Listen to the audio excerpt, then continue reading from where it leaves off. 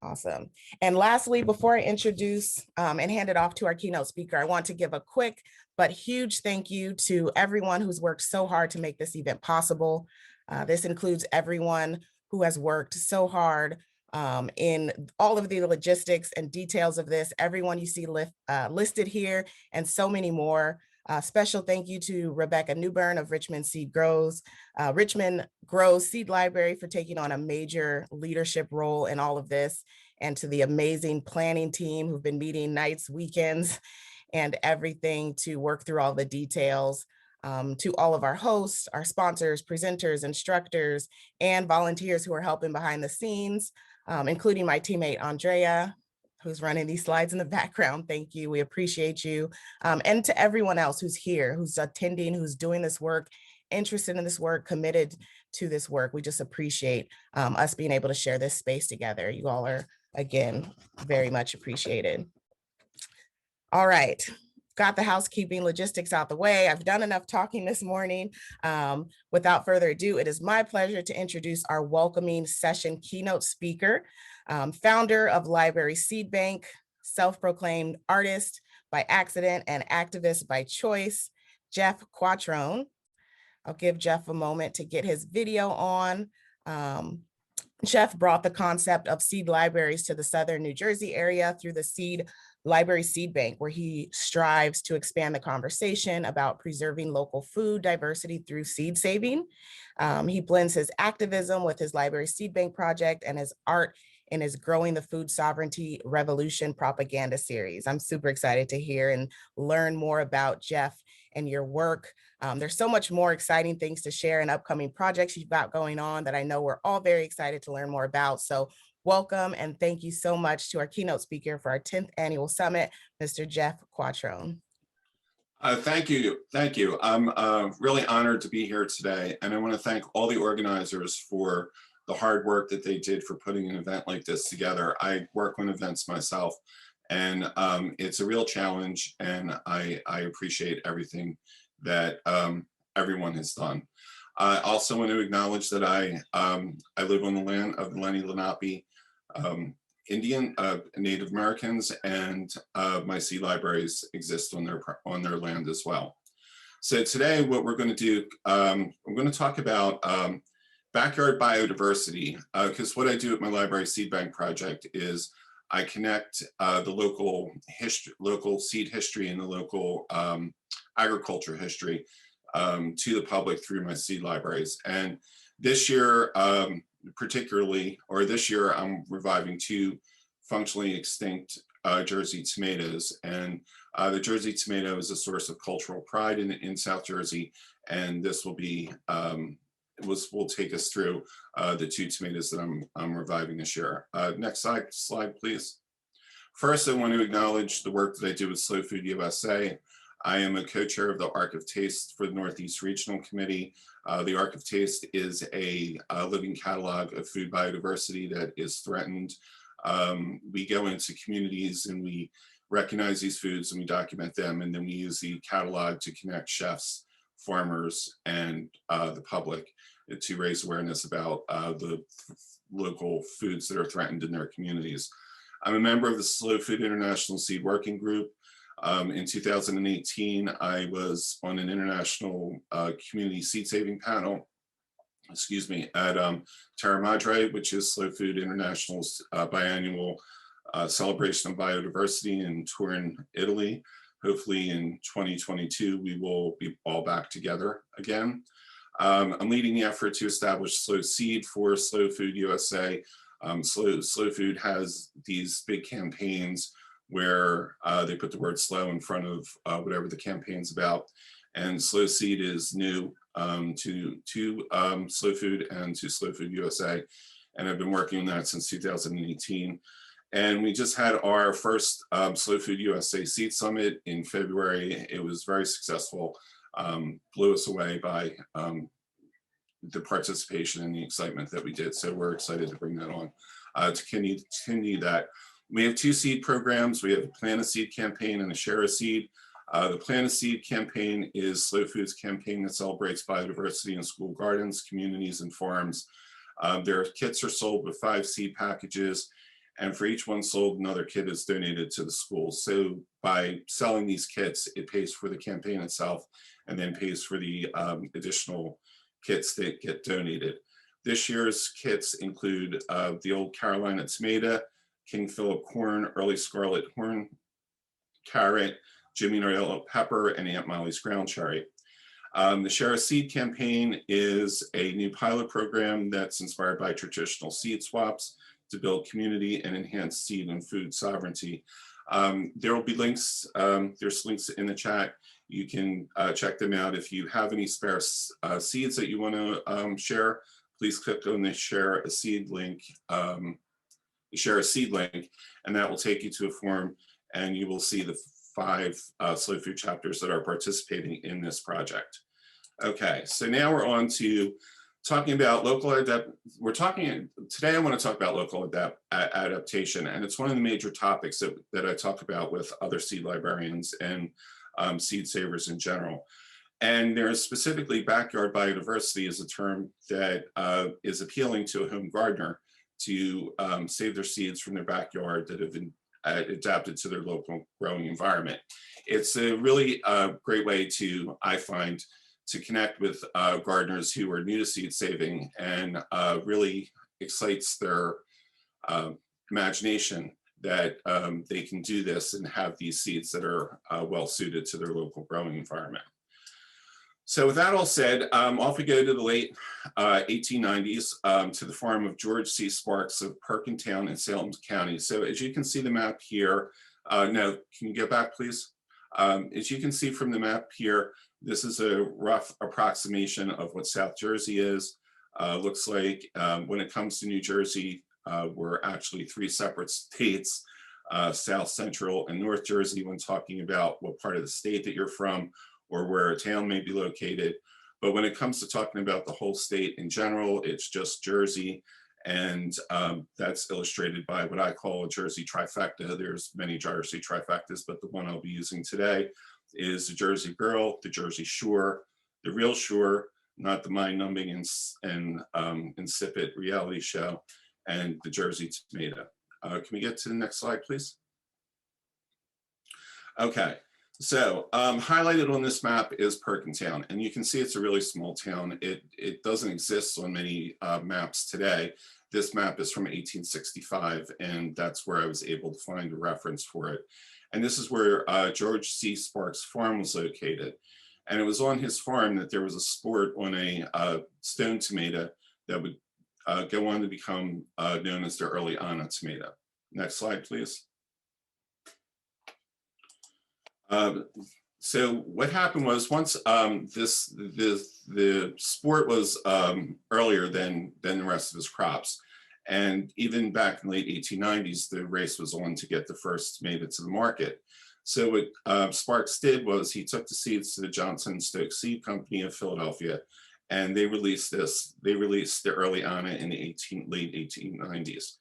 The early Anna captured a lot of attention when it was released, including Atlee Burpee, and who was brilliant when it came to marketing and what he did with his company and the innovation that he did with mail order and art and everything that came to transforming his poultry business into a thriving seed business.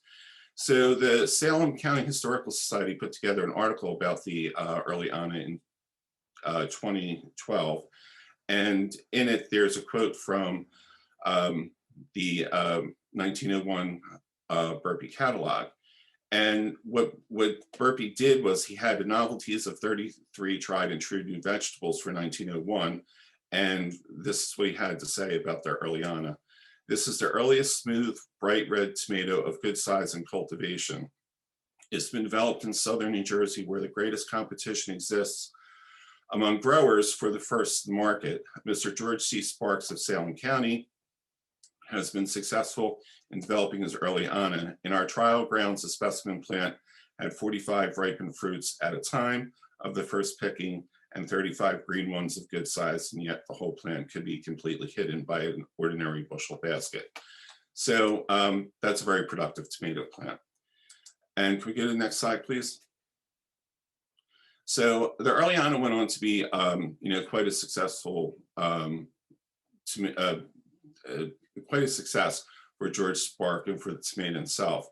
And there was no bigger fan than the Burpee Seed Company. This photograph that you see here is from their 1905 catalog. And as you can see, the caption is "Shipping Sparks Earlyana Tomatoes, Swedesboro, New Jersey." And in that 1905 catalog, it stated that it has been developed in the light, warm soils of southern New Jersey, where every effort is made to market tomatoes at the earliest possible date. It is so far superior that it's now planted exclusively in this section, which practically controls the markets of our eastern cities during the last week in June and in the month of July. And then, in other research that I've done for the history of farming and food sovereignty in South Jersey, I did find a reference from 1919 that the Earlyana was still being grown in South Jersey. So this would be a good story if it ended there, but 1907 happened. And as we all know, stories have plot twists and turns, especially seed stories. Next slide, please. So this is from the 1907 Johnson & Stokes Seed Catalog, which it announced that the Johnson & Stokes Seed Company would become the Stokes Seed Company. And Stokes is still in business today, but they still serve commercial markets. And next slide, please. So in 1907 Stokes Seed Catalog, Walter P. Stokes designated the original strain that he introduced as the Stokes Special strain, because what was happening at that time was there were a lot of, since this tomato was so popular, there were a lot of iterations and a lot of people were breeding their own varieties of it. So as the person who originally introduced this tomato, he wanted to designate his, not his, but the tomato that George Sparks brought to him as the original one. One part of what is on this detail from the seed catalog, I'll quote what Stokes wrote. The great advantage of the Sparks Earlyana is that the whole crop can be marketed before the market is gutted with other and later varieties. And tomato growers in the United States have realized hundreds of thousands of dollars from this remarkable variety. By starting the plants early, you can have ripe fruit by June 15th to the 20th. So that's really impressive for a tomato. And can we go to the next slide, please?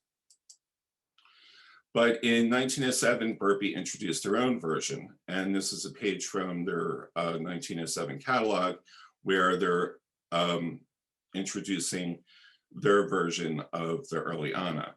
And what is stated in this blurb about the tomato is that they lack a lot of seeds. And it was this version of the Earlyana, the Burpee Sunnybrook Earlyana, that has become functionally extinct. The Sparks version is still out there, and you'll see that in a lot of seed offerings. So can we get to the next slide, please? So going back to this photograph from 1905, and where it's noted that these are tomatoes that were shipping from Swedesboro.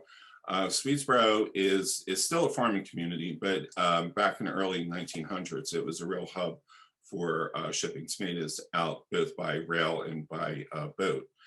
They used to float boats down a creek, which I can't remember the name of off the top of my head right now.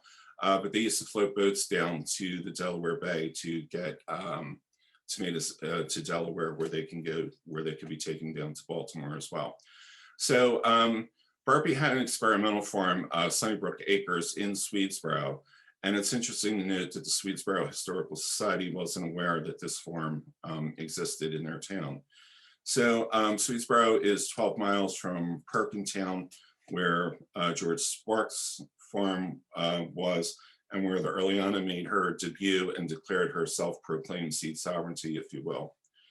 Swedesboro has a branch of the Gloucester County Library System, which added seed libraries to their programming in 2020.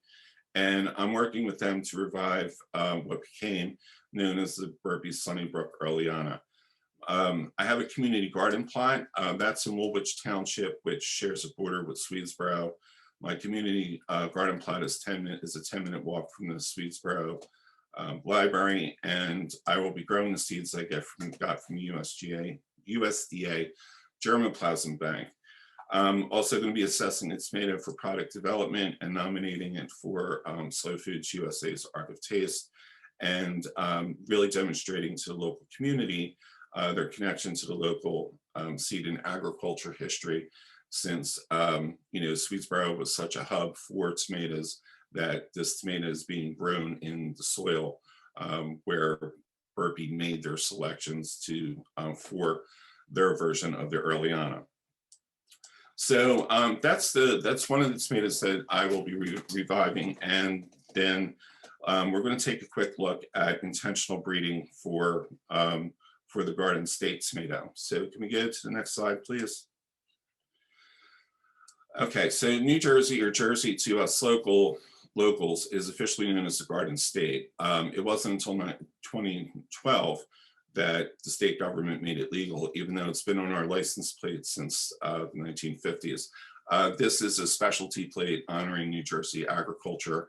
All New Jersey license plates don't look like this, but all New Jersey license plates do have the Garden State on it.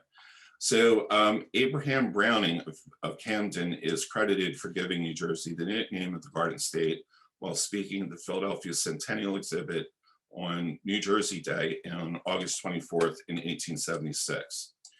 So as you heard from the history of the Earliana, tomatoes in Jersey have a long history. We do grow some of the best tomatoes around here. And it's, as I mentioned earlier, it's a source of local pride, since we can grow it in our home soil. And you can see they're prominently displayed on this specialty license plate. And that's why the Jersey tomato is 1/3 of the Jersey tomato that I mentioned earlier. Next slide, please. Okay, so and then there's Campbell Soup, and their headquarters has been in Camden, New Jersey since they opened in the late 1890s. Farming and food production was in Camden until the late 80s. They moved the food production to the Midwest and the farming out to California, since they needed a longer growing season, since they were growing so big. So, as we know from Andy Warhol's Soup Can series, the tomato soup can is arguably the most popular of the series. And the iconic American comfort food combination of tomato soup and grilled cheese is due in a large part to the Jersey tomato and Campbell Soup. So in a state known for its tomatoes and officially called the Garden State, how come a tomato named the Garden State is functionally extinct instead of many backyard gardens? Next slide, please. Because it's a Campbell Soup variety. Campbell's had a tomato research center in Riverton, New Jersey, which is also in Camden County and is 10 miles from Camden, where Campbell's is located. So in their quest to ensure a consistent, good tasting and disease resistant crop, Campbell's had a breeding program. One interesting thing to take into consideration is that they didn't have to breed for shipping, since the tomatoes that they used came fresh from the farms in South Jersey. They would bank the seeds and they would distribute the seeds to the farmers to ensure that the seeds were quality seed. There was also, at one time, there was a 10-ton club, a 10-ton tomato club in South Jersey, which was due to a large part to the influence of Campbell's on the New Jersey Canning Association. And that was an honor to farmers who pulled 10 tons of quality tomatoes off of their farms. And that's a lot of tomatoes. There was also a 5-ton club if you didn't get to the 10-ton quantity. So the seeds were never commercially released. So, that contributed to the fact that these seeds were, that this tomato has become functionally extinct, because the tomatoes were bred for food production only. They weren't bred for the seeds to be released to the public. And without a public institution like a seed library, when Campbell's left in the late 80s, they took their seeds with them. And the farmers didn't have to save the seeds because they were getting seeds from Campbell's every year to grow their crop. So I think that, now that we have seed libraries, I think this is a very good example of why seed libraries are important, because there's this long history of tomato breeding, of quality tomatoes that are disease resistant with good taste, that reflect the history of a lot of what went on culturally here in South Jersey. And if there had been a seed library here at that time, then that collection of seeds would have been hopefully preserved. So, can we go to the next slide, please? So I found out about this tomato from a seed catalog, and there was a place called Oral Leddens and Sons, and it was a local farming and supply company in Sewell, New Jersey. When my family moved from South Philly to South Jersey, we did this in the 60s, and that was just as a lot of the new suburbs were happening, and there was a transition going from farmland to suburbs. So there were no big boxes, but there was Oral Leddens, which was a few miles from our house. So my family would go there and shop for our gardening and lawn supplies, but they had a seed room, which of course I would always run to when the car was parked. And it just had this very distinct aroma. And there were barrels of onion sets, and there were drawers full with seeds. And, there was farmers at the counter with scales. And I just didn't realize at the time how much foreshadowing was going on there. So when I started doing my library seed bank project, I started looking for seed catalogs, because they're great resources for research. And I found two from Leddens. Of course, I had to buy them. And in the one from 1955, and the first thing I always look for in every seed catalog that I ever get, either in the mail or find online digitally, is I look for the tomatoes, since I'm such a tomato guy. And when I opened it up and I saw that in the 1955 catalog, there was a tomato called the Garden State, I immediately thought, okay, well, I got to get the seeds for this. But as it turned out, the seeds weren't commercially available. Fortunately, I had connected with during the course of life and over the last few years, I connected with my alma mater, which is Stockton University in Galloway Township. They have a acre agroecology farm on campus, and I was talking to Ron Hutchinson, who is the professor who runs the farm, and we were talking about tomatoes because he's a tomato guy too. And I brought up the Garden State, and he ended up finding the seeds at the USDA germplasm bank, which I didn't look at when I was looking for seeds. So again, there was another source of seeds for a tomato that was functionally extinct here. So there's a Center for Environmental Transformation in Camden. It's an urban farming program that hires the youth in the neighborhood to teach them about nutrition and farming as a business and how to grow food. So I've worked with them in the past on growing projects to revive these Campbell tomato soup, to bring the seeds back to Camden County, basically. And I've been working with them to build up a collection of Campbell's tomato soup seeds. So I'm going to be working, excuse me, I'm going to be working with them this year to bring the Garden State tomato back to Camden. The Gibbsboro Community Garden, which is in Camden County, will be growing these tomatoes as well. And I'll be working with seed libraries in the Cherry Hill Public Library, at the Cherry Hill Public Library, and at the Haddonfield Public Library. And we're going to be building up a collection of these Campbell soup tomato seeds so that we can correct and honor the history of the seeds that have been that are gone. So what's interesting is the first time I did this with the Center for Environmental Transformation, Campbell's did come over and they did make a soup with the youth that had grew the tomatoes. So that brought the whole the whole project full circle. So this tomato is in its final review for the Arc of Taste. I did recently nominate it, and hopefully that will be boarded onto the Arc of Taste. I'll be assessing this for product development, again, to demonstrate to the community, a connection to the local seed and agricultural history. And what we do with the Arc of Taste is that we recognize these foods so that we could connect farmers and chefs, and so that it brings awareness to the public. And you create a product and you create a demand from that. That keeps everyone, not everyone, but it keeps the seeds from going extinct.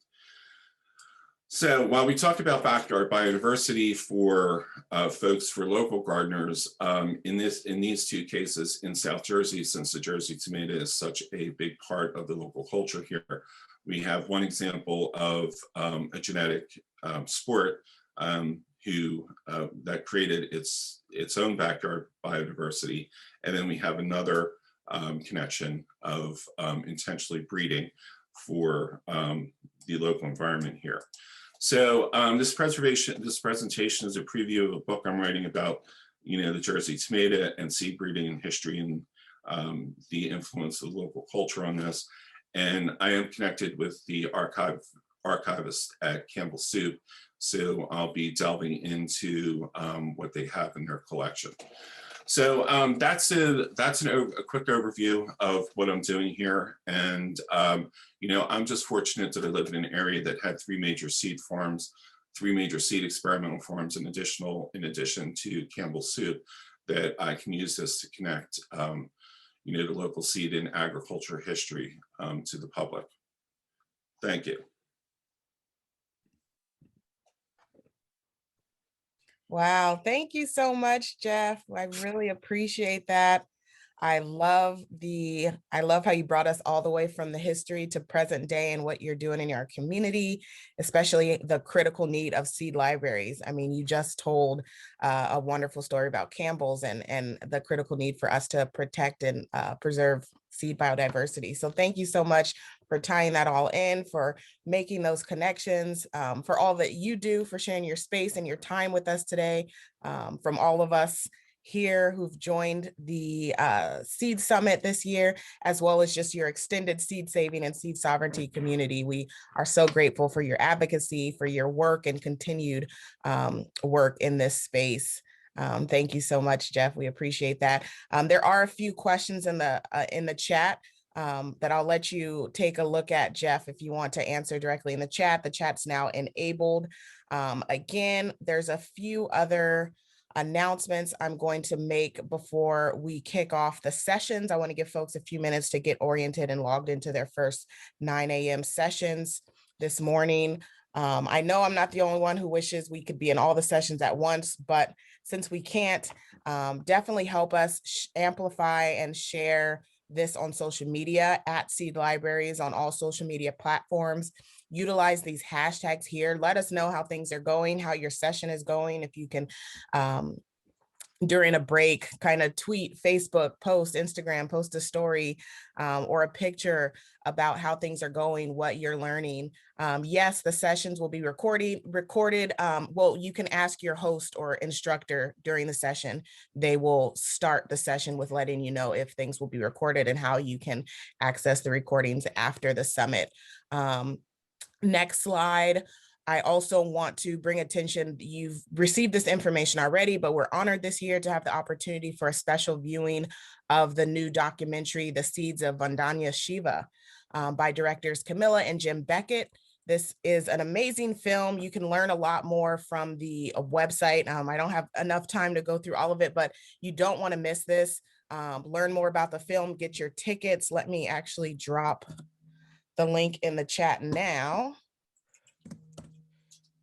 so you can get your tickets. The screening is going to happen this weekend, a special screening focused on this summit, particularly for this summit. So definitely don't want to miss that. And as a reminder, next slide, next couple slides, you're back there. Yep, so that's the film screening. Last reminder, everything you need to know about the sessions for this afternoon are on the summit schedule, which you should have already received.